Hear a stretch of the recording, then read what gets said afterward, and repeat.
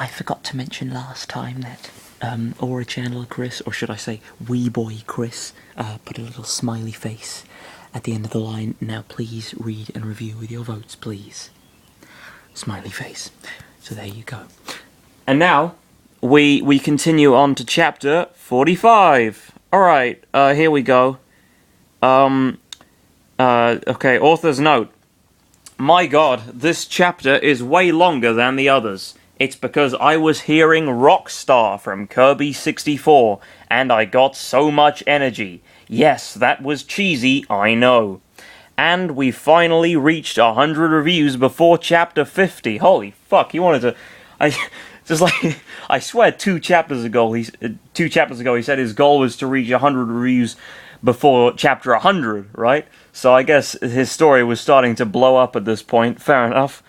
Okay, and we finally reached 100 reviews before chapter 50. Thank you, people. The result of the poll is right here in this chapter, so read, enjoy, and review. Note, the last 2 votes from the last 2 reviewers were late. Sorry. Chapter 45, In Paper Style. And in the drop-down box, it's called Paper Burden. Oh, setting off a slightly more ominous tone for this chapter, I suppose. But given the fact that it's paper, I imagine that the winner of the vote was one of the stages from Paper Mario, a game I've never played, and so will now learn all about. You think at this stage in the story it's weird, right? He's going for all the obscure games and shit. Like they've gone through the Mother Worlds, they went through fucking Fire Emblem and shit. There's been no, they haven't got, they went to Wind Waker actually, but it's like, it's weird. I don't know, they're sort of, okay, maybe he's sort of building up to the bigger characters in Smash Brothers, I don't know. Whatever. Okay, who knows what AuraChannelerChris is doing at the moment? He's playing 7D chess with my mind. Alright, so, chapter 45, In Paper Style. Smash Mansion, Infirmary. Since Roy was fatally wounded in the last chapter by Lucario, see, now he's using the correct usage of the term fatally wounded, because he's actually fucking dead. For real, you know? He's dead. There's no coming back. This isn't gonna be like a Jon Snow thing. See, okay, I just wanna pause this for a moment, right? You know, I've been a little bit critical of Game of Thrones in the past on this series, and that's because I don't really like the series very much, despite having seen all of it. So, you know, who's the sucker really? I just thought the whole, you know, it's all about, people love binge watching these days, and I always found it kind of odd that they made such a huge meal out of the fact that Jon Snow died, and then 2 episodes later he's back to life again, and thus sort of, you know, defying one of the set-in-stone rules of the series up to that point, except for, like, Beric Dondarrion, because who knows what the fuck's going on with him. But,